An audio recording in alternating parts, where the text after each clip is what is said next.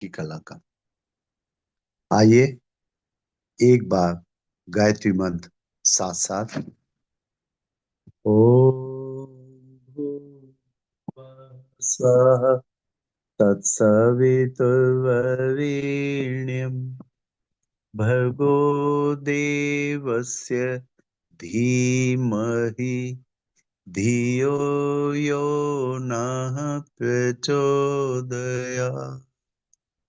ओम गुरुर्ब्रह्मा गुरुर्विष्णु गुरुरेव महेश्वर गुरुरेव परब्रह्म तस्मै श्री गुरुवे नमः। तस्मै श्री गुरुवे नमः।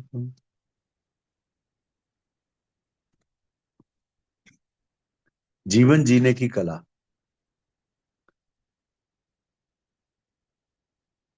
गुरुदेव कह रहे हैं, शांत झील में जिस प्रकार एक पत्थर फेंकने से लहरें उठती हैं और किनारे पे आकर ही दम लेती हैं, ठीक इसी प्रकार हमारी इच्छाएं क्या हो सकती हैं, यह चेहरे पे आने वाले हाव भावों से मालूम पड़ता है। इच्छाओं का पुतला मनुष्य। इन सब बातों से यह सिद्ध होता है कि मनुष्य इच्छाओं का पुतला है और आकांक्षाएं उसका जीवन है। इच्छाओं आकांक्षाओं के चक्रों पर ही मनुष्य के जीवन की गाड़ी दौड़ती है। अन्यथा उसकी सामान्य आधारभूत आवश्यकताएं तो इतनी थोड़ी सी हैं कि वे थोड़े से समय और थोड़े से श्रम द्वारा ही पूरी हो सकती हैं। आवश्यकताओं के आधार पर ही यदि मनुष्य का मूल्यांकन और महत्व विश्लेषित किया जाए तो लगेगा कि पेट भर खाना मिल जाए, तन ढकने को कपड़ा मिल जाए और हवादार आरामदेह मकान हो तो इसके बाद उसकी कोई आवश्यकता नहीं है। इससे आगे शिक्षा और मनोरंजन भी जोड़े जा सकते हैं, पर ये भी बौद्धिक विकास के आधार पर हैं। बौद्धिक आवश्यकता ना हो तो इनकी कोई जरूरत नहीं है। शिक्षा जहाँ मनुष्य के बौद्धिक विकास और मानसिक शिक्षण से संबंध रखती है, वहीं मनोरंजन इन विशिष्ट चेतनाओं को विश्राम देने तथा सुख सुख प्राप्त कराने के लिए होता है। पशु भी अपने बच्चों के साथ अठखेलियां करते हैं और किलकारियां बहते हैं। क्रियाओं को मनोरंजन नहीं कहा जा सकता, क्योंकि पशुओं में वृद्धि और स्फुरना अथवा इच्छा जैसी को हलचल नहीं दिखाई देती। मेरे ख्याल से यहाँ वृद्धि की जगह पे बुद्धि होना चाहिए था, क्योंकि पशुओं में बुद्धि और स्फुरना अथवा इच्छा जैसी कोई हलचल नहीं दिखाई देती। स्फुरना कहते हैं इच्छा को। अगर कुछ होती भी है तो नहीं के बराबर। विचार शक्ति मनुष्य को प्राप्त अमूल्य उपहार। मनुष्यों की पशु पक्षियों से तुलना करते हुए शास्त्रकार ने लिखा है कि आहार विहार भय निद्रा कामेच्छा की दृष्टि से मनुष्य पशु में कोई विशेष अंतर नहीं पाया जाता। शारीरिक बनावट में भी कोई बड़ी असमानता दिखाई नहीं पड़ती। खाने पीने चलने उठने बैठने मलमूत्र त्यागने के सभी साधन पशु और मनुष्यों को प्राय एक जैसे ही मिले हैं। तो मनुष्य में कुछ विशेषताएं इन प्राणियों से भिन्न है। उसकी रहन सहन की रुचि, उचित अनुचित का भय, भाषा, भाव आदि कितनी ही विशेषताएं यह सोचने को विवश करती हैं कि वह इस सृष्टि का श्रेष्ठ प्राणी है। उसकी रचना किसी उद्देश्य पर आधारित है। इन संपूर्ण विशेषताओं का कारण उसका ज्ञान है। साधारण तौर पर शरीर यात्रा चलाने और मन को प्रसन्न करने की क्रिया पशु भी करते हैं। साधारण तौर पर शरीर यात्रा चलाने और मन को प्रसन्न करने की क्रिया पशु भी करते हैं, किंतु इसके पीछे उसका कोई विधिवत विचार नहीं होता। उनके कार्य में अस्त व्यस्तता दिखाई देती है। उससे प्रकट होता है कि उन्हें उचित अनुचित का ज्ञान नहीं होता। मनुष्य का प्रत्येक कार्य विचारों से प्रेरित होता है। यह भी कहा जा सकता है कि मनुष्य को विचार शक्ति इसलिए मिली है कि उचित अनुचित को ध्यान में रखकर यह सृष्टि संचालन की नियमित व्यवस्था बनाए रखने में प्रकृति को सहयोग देता रहे। जो केवल खाने पीने और मौज उड़ाने की ही बात सोचते हैं, इसे ही जीवन का श्रेय मानते हैं, उनमें और मनुष्यतः पशु पक्षियों कीट पतंगों में अंतर कहाँ रहा। यह क्रियाएं तो पशु भी कर लेते हैं। गुरुदेव लिख रहे हैं, मनुष्य का प्रत्येक कार्य विचारों से प्रेरित होता है। और अगर हम बुद्धि वाला पार्ट छोड़ दें तो बाकी फिर कोई अंतर थोड़ी रह जाता है। बुद्धि और मनोरंजन ये एक अतिरिक्त बातें हैं जो मनुष्यों में हैं लेकिन पशुओं में नहीं है। सृष्टि का सुंदर रूप विचार शक्ति के कारण है। विचार बल संसार का सर्वश्रेष्ठ बल है, विचार शक्ति का सूचक है। पशु निर्विचार होते हैं, इसलिए वे परस्पर अपनी भावनाओं का आदान प्रदान नहीं कर सकते। उनकी कोई लिपि नहीं, भाषा नहीं, किसी प्रकार का संगठन बनाकर अपने प्रति किए जा रहे अत्याचारों का वे प्रतिवाद नहीं कर सकते। इसलिए शारीरिक शक्ति में मनुष्य से अधिक सक्षम होते हुए भी पराधीन है। विचार शक्ति के अभाव में उनका जीवन क्रम एक बहुत छोटी सीमा में अवरुद्ध पड़ा रहता है। विशृंखलित ऊबड़ खाबड़ धरती को क्रमबद्ध व सुसज्जित रूप देने का श्रेय मनुष्य को है। घर, गांव, शहर, देश आदि की रचना सुविधा और व्यवस्था की दृष्टि से कितनी अनुकूल है। अपनी इच्छाएं, भावनाएं दूसरों से प्रकट करने के लिए भाषा, साहित्य और लिपि की महत्ता किससे छिपी है? आध्यात्मिक अभिव्यक्ति और सांसारिक आह्लाद प्राप्त करने के लिए कला कौशल, लेखन, प्रकाशन की कितनी सुविधाएं आज उपलब्ध हैं। यह मनुष्य की विचार शक्ति के परिणाम है।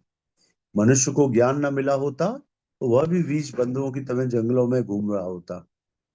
सृष्टि को सुंदर रूप मिला है तो वह मनुष्य की विचार शक्ति का प्रतिफल है। विचारों का उपयोग निसंदेह अतुल्य है। निरुद्देश्य जीवन पशु तुल्य है। गुरुदेव कह रहे हैं विचार शक्ति हम लोगों को अलग करती है पशुओं से, लेकिन अगर निरुद्देश्य जीवन जिया जाए तो हमें और पशुओं में कोई अंतर नहीं रह जाएगा। विचारों की विशिष्ट शक्ति का स्वामी होते हुए भी मनुष्य का जीवन निरुद्देश्य दिखाई दे तो इसे दुर्भाग्य ही कहा जाएगा। जिसके कार्यों में कोई सूझ ना हो, विशिष्ट आधार ना हो, उस जीवन को पशु जीवन कहें तो इसमें अतिशयोक्ति क्या है। हवाई जहाज निर्बाधार आकाश में उड़ता है, अभीष्ट स्थान तक पहुंचने का उसे निर्देश ना मिलता रहे तो वह कहीं से कहीं भटक जाएगा। कुतुबनुमा की सुई वायुयान चालक को बताती रहती है कि उसे किस दिशा में चलना है। इस निर्देश के आधार पर ही वह सैकड़ों मील का रास्ता पार कर लेता है। प्रत्येक प्राकृतिक पदार्थ किसी न किसी उद्देश्य से निर्मित है। सूर्य प्रतिदिन आसमान में आता है और लोगों को प्रकाश, गर्मी और जीवन देने का अपना लक्ष्य पूरा करता रहता है। वृक्ष, वनस्पति, वायु, जल, समुद्र, नदियां सभी किसी न किसी लक्ष्य को लेकर चल रहे हैं। इस संसार में यह व्यवस्था है, तभी तक प्रत्येक वस्तु, प्रत्येक पदार्थ अपनी अवस्था के अनुसार अपने कर्तव्य कर्म पर स्थिर है। मानव जीवन की महत्ता इस पर है कि हम वर्तमान साधनों का उपयोग अंतर्दर्शन या आत्मज्ञान प्राप्ति के लिए करें। गुरुदेव कह रहे हैं कि जो हमें ये मनुष्य का जीवन मिला है, इसकी महत्ता इस बात पे है कि हमको जो कुछ भी साधन मिले हैं उनका उपयोग हम आत्मज्ञान प्राप्ति के लिए करें, अर्थात अध्यात्म के मार्ग पर चलने के लिए करें। उद्देश्य का मार्ग बहुधा किसी विशिष्ट दिशा की ओर भी होता है। प्रकृति जिस ओर ले जाना चाहे उधर ही चलते रहें तो इन प्राप्त शक्तियों की सार्थकता कहाँ रही। जैसा जीवन दूसरे प्राणी जीते हैं वैसा ही हम भी जिए तो विचारशीलता का महत्व क्या रहा। बुद्धि की सूक्ष्मता, आध्यात्मिक अनुभूतियां, विराट की कल्पना आदि ठीक वायुयान का मार्गदर्शन करने वाली कुतुबनुमा की सुई के समान है, जिससे मनुष्य चाहे तो अपना उद्देश्य पूरा करने का निर्देश प्राप्त कर सकता है। उद्देश्य कभी श्रमहीन और मात्र सांसारिक नहीं हो सकते। जिन साधनों से इहलौकिक रसानुभूति मिलती है वे केवल मानव जीवन की सरसता और श्रेष्ठता को कायम रखने के अतिरिक्त और कुछ नहीं होते। इन्हीं के पीछे पड़े रहें तो अपना वास्तविक जीवन लक्ष्य पूरा ना हो सकेगा। लक्ष्य की उत्कृष्टता, मानव की विशेषता। यदि यह विचार बना लिया कि हमारा उद्देश्य जीवन मुक्ति है तो अभी से इसकी पूर्ति में लग जाइए। एक बार लक्ष्य निर्धारित कर लेने के बाद अपनी संपूर्ण चेष्टाओं को उसमें जुटा दीजिए। अपने धैर्य से विचलित ना हो, जो राह पकड़ी है उस पर दृढ़ता पूर्वक चलते रहें। तब देखें कि आप कितनी शीघ्रता से अपना जीवन लक्ष्य प्राप्त कर सकते हैं। महापुरुषों का यह प्रधान सद्गुण है कि वे अपने जीवन उद्देश्य से कभी डिगते नहीं। महापुरुषों के जीवन में उद्देश्य की एकता और तल्लीनता, लगन और तत्परता इस ऊंचे दर्जे तक पाई जाती है कि वह पाठक के अंतराल को झकझोरे बिना मानती नहीं। आपकी महानता की कसौटी भी इसी में है कि आप अपने लक्ष्य के प्रति कितने आस्थावान हैं, उसकी पूर्ति के लिए आप कितना त्याग और बलिदान करते हैं। उद्देश्य बना लेना ही पर्याप्त नहीं हो सकता, यह भी परखना पड़ेगा कि आपका ध्येय कितना मूल्यवान है। उद्देश्य उच्च ना हुआ तो परिस्थिति बदलते ही उस विचारणा का बदल जाना भी संभव है। असाधारण लक्ष्यों में ही वह शक्ति होती है जो मनुष्य को नियमित प्रेरणा देती रहे और उसे उत्साह से ओतप्रोत रखती रहे। मंजिल तक पहुंचने में जो बाधाएं आती हैं, उनमें संघर्ष करने और धैर्य पूर्वक अंत तक डटे रहने की क्षमता लक्ष्य की उत्कृष्टता से ही संभव होती है। इसमें संदेह नहीं है कि जीवन लक्ष्य प्राप्ति कठिन प्रक्रिया है, किंतु इस प्रकार उद्देश्य संरक्षण से ही मनुष्य का नैतिक विकास होता है। जो अपने शरीर और मन को कष्टपूर्ण कसौटी में भली भांति कस लेते हैं, उन्हीं का चरित्र उज्जवल बनता है। जो अपने शरीर और मन को कष्टपूर्ण कसौटी में भली भांति कस लेते हैं, उन्हीं का चरित्र उज्जवल बनता है। नैतिक विकास और चारित्रिक संगठन ही आध्यात्मिकता का विशुद्ध उद्देश्य है। विकारों का दूर करना और सद्गुणों का अभिवर्धन ही धर्म है। इसलिए आध्यात्मिक, धार्मिक एवं नैतिक विकास के साधकों को सर्वप्रथम अपना जीवन लक्ष्य निर्धारित करना चाहिए। उद्देश्य की आंच पर तपाई हुई आत्माएं ही संसार का कुछ कल्याण कर सकती हैं। जिनके जीवन का कोई उद्देश्य नहीं, उनमें और पशुओं में कोई अंतर नहीं होता। क्या किया जाए? यह आवश्यक है कि हम स्व मूल्यांकन करें, अपनी समीक्षा खुद करें। अपनी आप जैसे अकाउंट्स के लोग किसी भी कंपनी का ऑडिट करते हैं, किसी भी फैक्ट्री का ऑडिट करते हैं, कितने पैसे खर्च हुए सामान बनाने में, कितने कमाई हुई, इसका ऑडिट करते हैं, लाभ हानि का विचार करते हैं। तो वही बात गुरुदेव कह रहे हैं, ये आवश्यक है कि हम स्व मूल्यांकन करें। गुरुदेव कहते हैं कि गायत्री परिवार के प्रत्येक व्यक्ति को अपना जन्मदिन अपने ऑडिट डे की तरह से मनाना चाहिए। जन्मदिन का मतलब कि आज एक साल आपने बिता दिया, इस एक साल में आप अपना स्वयं का ऑडिट करिए। एक साल पहले हम क्या थे, आज हम क्या हैं, और अगले साल में हम क्या अचीव करना चाहते हैं। कुछ तो एक सॉलिड अपने सामने लक्ष्य रखिए। जब आप ये लक्ष्य अपने सामने रखेंगे, तभी तो आप उसको पाने की कोशिश करेंगे। क्या किया जाए? यह आवश्यक है कि हम स्व मूल्यांकन करें कि हमारे जीवन का लक्ष्य क्या है। कहीं यह पशुओं की भांति पेट प्रजनन तक तो सीमित नहीं है। लक्ष्य की श्रेष्ठता ही हमें मानव से महामानव और देव मानव बना सकेगी। गुरुदेव का एक ध्येय वाक्य है, उसे हम लोग सद्वाक्य भी कहते हैं, और छोटे बच्चों के लिए तो वो प्रेरणा का स्रोत है, और ऐसा है कि बिल्कुल आप उसे समझ लीजिए शक्तिपात की तरह से काम करता है। गुरुदेव का जो सद्वाक्य है वो आप समझ गए होंगे, लक्ष्य के विषय में ही है। लक्ष्यहीन व्यक्ति अपने जीवन में कुछ भी नहीं प्राप्त करता, और लक्ष्यहीन व्यक्ति उस घड़ी के पेंडुलम की तरह से है जो चलता तो पूरे समय रहता है पर हिलता डुलता रहता है, पहुंचता कहीं नहीं। तो गुरुदेव का सद्वाक्य है, लक्ष्यहीन व्यक्ति घड़ी के उस पेंडुलम की तरह से है जो चलता तो सदा रहता है, लेकिन केवल हिलता डुलता रहता है और पहुंचता कहीं नहीं। क्योंकि जितना एक तरफ जाता है उतना ही दूसरी तरफ जाता है, और नेट रिजल्ट जीरो। तो अगर हमारा कोई लक्ष्य नहीं होगा तो हम उस लक्ष्य की दिशा में चलेंगे नहीं, कुछ पाएंगे नहीं, कुछ कहीं पहुंचेंगे नहीं। तो यही बात कह रहे हैं गुरुदेव, क्या किया जाए? यह आवश्यक है कि हम स्व मूल्यांकन करें कि हमारे जीवन का लक्ष्य क्या है। कहीं यह पशुओं की भांति पेट प्रजनन तक तो सीमित नहीं है। लक्ष्य की श्रेष्ठता ही हमें मानव से महामानव और महामानव से देव मानव तक बना सकेगी। याद रखें, उत्कृष्ट लक्ष्य ही जीवन को उत्कृष्ट बनाता है। मनुष्य का पूर्णतम विकास उसके जीवन लक्ष्य के निर्धारण पर निर्भर करता है। सामान्य इच्छाओं आकांक्षाओं से ऊंचा उठकर जो व्यक्ति समाज की आवश्यकताओं को दृष्टिगत रखकर अपना लक्ष्य निर्धारित एवं क्रियाएं नियोजित करते हैं, वही मानव समाज के विकास में योगदान देने के श्रेय के अधिकारी होते हैं। जिसमें साहस नहीं, वह देखने में भले ही जीवित है, वस्तुतः मृतक है। डरपोक और कायर व्यक्ति पूजा पाठ की कितना ही विडंबनाएं करता रहे, वस्तुतः उसे नास्तिक ही कहा जाएगा।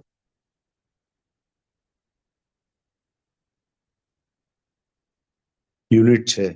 देव, दानव या मानव कुछ भी बना जा सकता है। हम मनुष्य हैं, हम चाहें तो ऊंचाइयों की तरफ चल के देवता और नीचे गिर करके दानव कुछ भी बन सकते हैं। अति मानव ही दानव।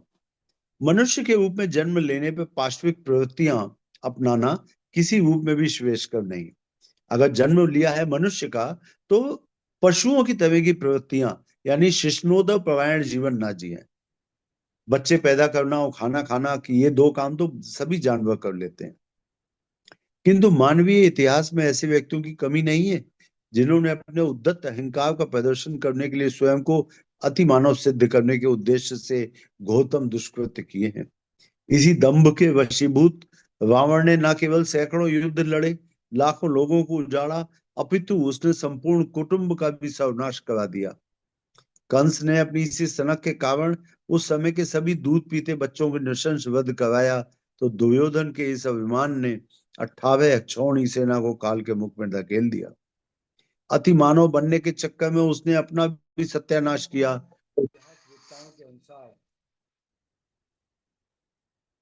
और इतिहास वेत्ताओं के अनुसार इस युद्ध में विश्व के महानतम सेनानी, वैज्ञानिक, चिकित्सक और कलाकार मारे गए। पीछे जो भ्रष्टाचार फैला वह आज तक भी नहीं सिमट पा रहा। मुसोलिनी मुसोलिनी चंगेज खां, हिटलर, नादिर शाह, ये सभी अतिमानव के ही दुबुद्धि जात भाई भतीजे थे जिन्होंने अपने दुष्कृत्यों के प्रतिफल आप तो भोगे ही, साथ ही संसार को कुरूप और कुत्सित बनाने वाली अवस्थाएं भी फैलाई। इसके लिए उनकी घोर निंदा हुई, प्रशंसा नहीं। यह अहंकार आदमी को कितना उद्धत बना देता है, इसका प्रमाण पुरातत्ववेत्ताओं द्वारा खोजी हुई कल्ला मीनारों से मिलता है। मध्यकालीन युद्धों के अरबी इतिहास ग्रंथ के प्रथम अध्याय में बैरम खां द्वारा बनवाई गई कल्ला मीनार का उल्लेख है। इस स्थान का नाम सब मंजिल रखा गया था। सिकंदर शाह सूरी के साथ लड़ने में जितने सिर कटे थे या सैनिक मरे थे, उन्हें बटोर कर उन्हें ईंट पत्थरों की जगह काम में लाया गया था और ये ऊंची मीनार खड़ी की गई थी। मुगल बादशाहों ने और भी कितनी ऐसी कल्ला मीनारें युद्ध विजय के दर्प और प्रदर्शन के लिए बनवाई थी। कल्ला फारसी में शिव को कहते हैं। अति मानव नहीं, महामानव बने। अपने इन कुकर्मों के कारण से कोई भी अति मानव तो नहीं बन पाया। हाँ, आसवी कुटुंब की जनसंख्या इनने बढ़ाई। अति मानव बनने के लिए दुष्कृत्य नहीं, मानवीय संवेदना का कभी न चुकने वाला विपुल भावना प्रवाह अपेक्षित है। जर्मनी तथा अन्य यूरोपीय देशों से भी सुपरमैन शब्द आता है, पर यह ऐसे उद्धत अहंकारी लोगों के लिए नहीं, अपितु उन महामानवों के लिए जिन्होंने मानव जीवन के उत्थान के लिए कार्य किया। गेटे, शोपेनहावर, हाइजेनबर्ग, बिस्मार्क आदि मानवतावादी महापुरुषों के लिए शब्द उपयुक्त हुआ है। नीत्शे ने इस शब्द का उपयोग और भी निश्चित संदर्भ में किया। इस महान दार्शनिक ने अपनी प्रख्यात पुस्तक जवस्थुत उवाच, दस स्पोक जवस्थुत तथा भले बुरे से परे, बियॉन्ड गुड एंड इविल में सुपरमैन शब्द का न केवल प्रयोग किया, अपितु उसकी व्याख्या इन शब्दों में की। वह विश्व व्यवस्था की सूक्ष्म प्रक्रिया को समझता है, संकल्प को काव्य में परिणित कर सकता है, इष्ट काव्य का हृदय से नेतृत्व करता है, क्रोध को सदा वशवर्ती रखता है, नारी के वश में नहीं होता, दुष्टों के दलन में समर्थ होता और दुष्प्रवृत्तियों को उखाड़ फेंकता है। हमें इसी कोटि के महापुरुषों का अनुगमन करना और उनके काव्य में सहायक होना चाहिए।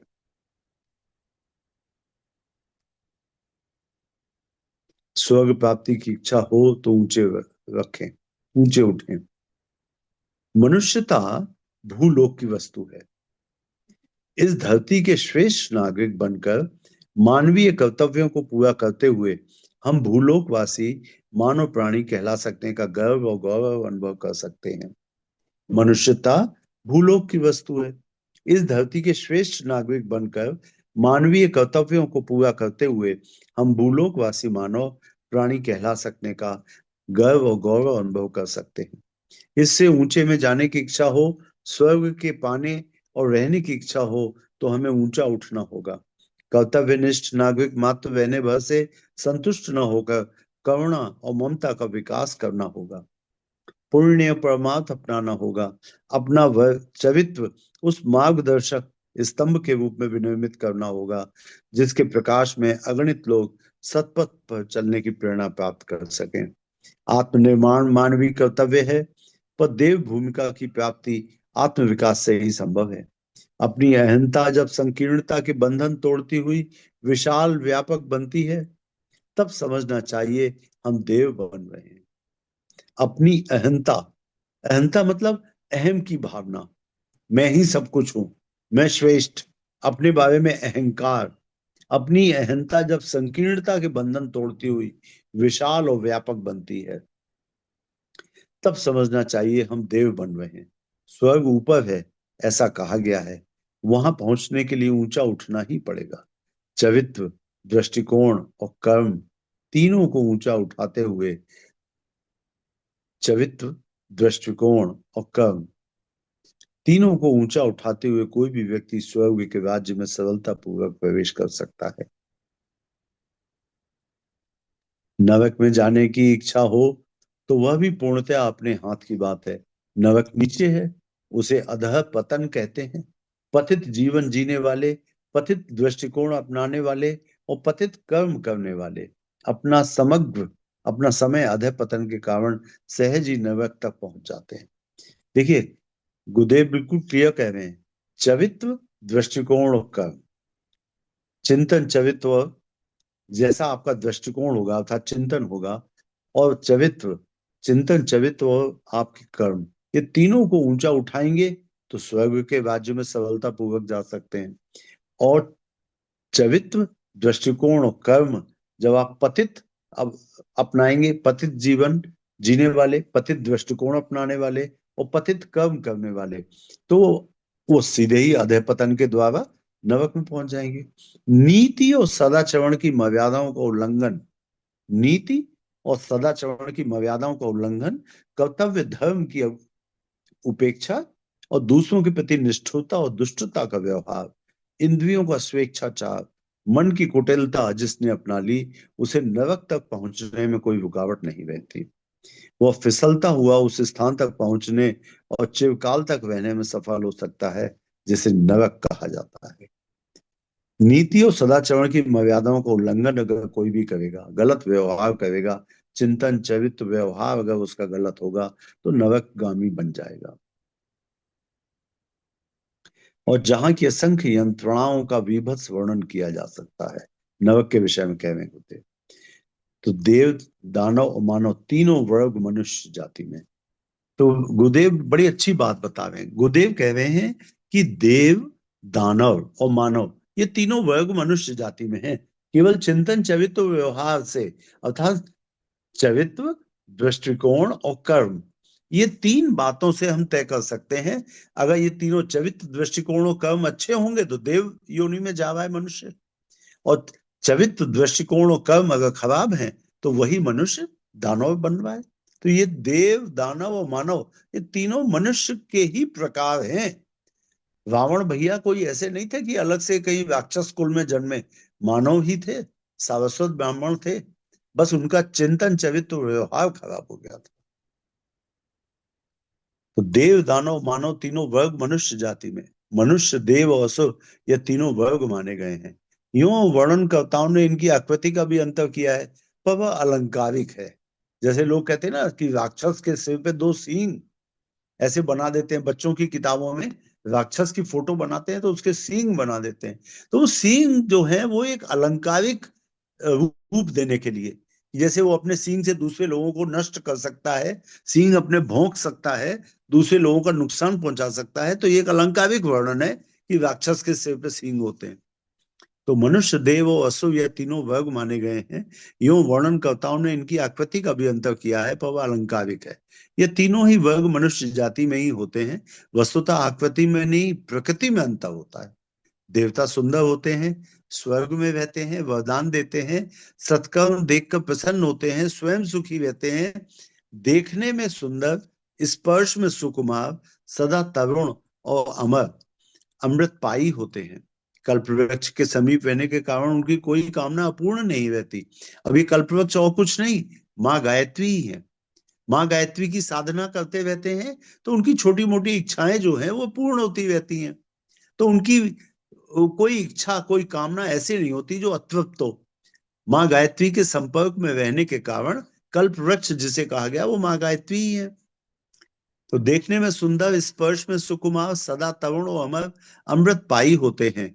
और कल्प वृक्ष अर्थात माँ गायत्री के समीप रहने के कारण, माँ गायत्री का आश्रय लेने के कारण, माँ गायत्री के मंत्र का जाप करने के कारण उनकी कोई कामना अपूर्ण नहीं रहती। असुरों का कलंकित मुख होता है, दांत बड़े बड़े, खा जाने की लोभ लिप्सा के प्रतीक हैं। बड़े बड़े दांत, खा जाने की अर्थात लोभ और लिप्सा की, मतलब अपना तो खाएंगे ही, दूसरों का हिस्सा भी खाना चाहते हैं, इसलिए बड़े बड़े दांत।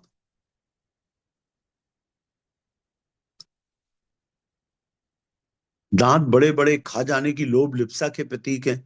सिर पर सींग, हर किसी को त्रास देने, कष्ट पहुंचाने, गिराने की दुष्प्रवृत्ति का परिचय देते हैं। वही बात मैंने आपसे कही, जो सींग है वो ये बताते हैं कि वो दूसरों को त्रास दे सकते हैं, दूसरों को त्रस्त कर सकते हैं, दूसरों को कष्ट पहुंचा सकते हैं। दांत बड़े बड़े, खा जाने की लोभ लिप्सा के प्रतीक। सिर पे सींग, हर किसी को त्रास देने, कष्ट पहुंचाने, गिराने की दुष्प्रवृत्ति का परिचय देते हैं। लाल नेत्र, अहंता, ईर्ष्या और आवेश के प्रतीक हैं। ये असुर न चैन से बैठते हैं न बैठने देते हैं। भयावह ही उनकी आकृति होती है और भयंकर ही प्रकृति। मनुष्य इन दोनों का मध्यवर्ती है। उपकार न बन पड़े तो ना सही, पर कम से कम किसी का अपकार नहीं करता। अनुकरणीय और अभिनंदनीय, अभिनंदनीय ना बन सके पर घृणित बनकर नहीं जीता। कर्तव्यनिष्ठ, सदाचारी, स्वाभिमानी और संयत जीवन जीता है मनुष्य। मनुष्य भूलोक में रहते हैं, देवता स्वर्ग में और असुर नरक में रहते हैं। ये तीनों ही स्थितियां हम स्वेच्छा पूर्वक ग्रहण करते हैं और उसी स्तर के बनकर रहते हैं। मानवीय मन में अंतर्द्वंद। एक ओर ईश्वर अपनी भुजाएं पसारे गोदी में चढ़ाने का, छाती से लगाने का आह्वान करता है। दूसरी ओर लोभ और मोह के बंधन हाथों में हथकड़ी, पैरों में बेड़ी की तरह बंधे हैं।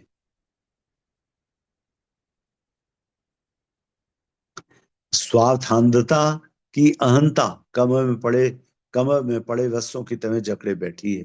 पीछे लौटे, जहां के तहां रुके रहे या आगे बढ़े, ये तीन प्रश्न ऐसे हैं। पीछे लौटे, जहां के तहां रुके रहे या आगे बढ़े, ये तीन प्रश्न ऐसे हैं जो अपना समाधान आज ही चाहते हैं। अनिर्णित स्थिति का असमंजस जागृत आत्माओं के लिए क्रमशः असह्य ही बनता जाता है। तीन बातें हैं, या तो आप जहां खड़े हैं वहीं खड़े रह जाइए, या तो पीछे लौट जाइए, नीचे गिर जाइए, या आगे बढ़िए, ऊपर उठिए। तो वृक्ष बनने की महत्वाकांक्षा पूरी करने के लिए बीज को गलने का पुरुषार्थ दिखाना ही पड़ता है। अगर आप फैल करके वृक्ष बनना चाहते हैं तो उस वृक्ष का जो बीज है उसको पहले गलना पड़ेगा, अपनी अहंता गलानी पड़ेगी, अपनापन, अपना आपा खोना पड़ेगा। बीज जब गलता है तब उसमें से अंकुर निकलता है और वो अंकुर बढ़ करके वृक्ष बनता है। लेकिन वृक्ष बनने के पहले बीज को अपना बीजपना खोना पड़ेगा, गलना पड़ेगा। वृक्ष बनने की महत्वाकांक्षा पूरी करने के लिए बीज को गलने का पुरुषार्थ दिखाना ही पड़ता है। जो बीज गलने में हानि और बचने में लाभ देखते रहे, उन्हें उनकी कृपणता और तुच्छता के गर्त में ही गिराए रहती है। जो बीज गलना नहीं चाहेंगे वो वृक्ष का रूप नहीं ले पाएंगे, वो बढ़ नहीं पाएंगे। वे प्रगति की किसी भी दिशा में वंश मात्र भी आगे बढ़ नहीं पाते। दोनों ही मार्ग हर विवेकशील के लिए खुले पड़े हैं। एक प्रेय का, दूसरा श्रेय का, एक स्वार्थ का, दूसरा परमार्थ का, एक मूर्खता का, दूसरा दूरदर्शिता का, एक पतन का, दूसरा उत्थान का, एक दानव बनने का, एक देव बनने का। इन दोनों में से एक का चयन करने की चुनौती हर जागृत आत्मा के सामने खुली पड़ी रहती है। दोनों ओर लाभ दिखते हैं और हानि भी। मन भ्रमता भटकता रहता है, कभी एक को अपनाने की बात सोचता है, कभी दूसरे को, कभी एक को पकड़ता है, कभी दूसरे को, कभी एक को छोड़ता है, कभी दूसरे को। इस असमंजस भरी मनस्थिति को ही देवासुर संग्राम कहा गया है। इसी को अंतर्द्वंद कहते हैं। जब तक यह स्थिति बनी रहेगी, तब तक कोई चैन से न बैठ सकेगा। अंतर जगत में चलते रहने वाले इस महाभारत के कारण चित्कार और हाहाकार छाया रहता है। इस स्थिति के रहते किसी को और कुछ भले ही मिल जाए, शांति एवं संतोष के दर्शन हो ही नहीं सकेंगे। आज के लिए इतना ही। शेष अगले जन्म समय पे कल हम लोग पढ़ेंगे जीवन जीने की इस कला। अध्याय में बहुत ही विशिष्ट बातें समझ में आई। वैसे तो जिन भी हाँ, जैसे ने और गुरु की कृपा से इस पुस्तक का चयन करा है, अपने आप में बहुत ही विलक्षण है। हम सब लोग जो छोटे बच्चों को उनके स्कूल में जाके पढ़ाते हैं, तो कभी अगर नैतिक शिक्षा का कोई पीरियड मिल जाए, तो नैतिक शिक्षा में हम लोग इस पुस्तक को बहुत आराम से पढ़ा सकते हैं। बिल्कुल, कुछ विद्यालय हैं जो इस तरफ को अग्रसर हो रहे हैं, और गुरु की कृपा है, उन्हीं का वो है कि उन्होंने तो ये गायत्री परिवार को कह दिया है कि जैसे आप चाहें वैसे। चलिए, बहुत बढ़िया। आज देखिए ना, कितना अच्छा पॉइंट नया निकल के आ जाता है। कब मतलब आप सबको लिए तो एकदम पुरानी सी बात होगी, लेकिन हमें नया मिला के जन्म दिवस पे हमें आकलन करना चाहिए। गुरुदेव कहते हैं कि जन्मदिन मनुष्य को एक अपना ऑडिट करने के लिए मिला है कि पिछले वर्ष हमने क्या किया, क्या नहीं कर पाए, अगले वर्ष में हम क्या अचीव करेंगे, ये पहले से तय करके रखें। हर कंपनी को जैसे अपना लेखा जोखा करने के लिए एक दिन अपनी कंपनी को बंद रखना पड़ता है, उस दिन उसका लेखा जोखा होता है, उसका एक वार्षिक दिन होता है ऑडिट करने का। वैसे ही गुरुदेव कहते हैं हर व्यक्ति को अपना जन्मदिन अपना लेखा जोखा करने के लिए, जीवन का मूल्यांकन करने के लिए तय करना चाहिए। उस दिन वो तय करे क्या चाहते थे, क्या किया, क्या नहीं कर पाए, आगे क्या करना चाहिए, उसके लिए क्या क्या संकल्प लेने चाहिए। बहुत सभी को जरूरी प्रणाम। जो है वो समझ में आया जन्म दिवस का। हाँ, सभी को प्रणाम। ओम शांति, शांति, शांति।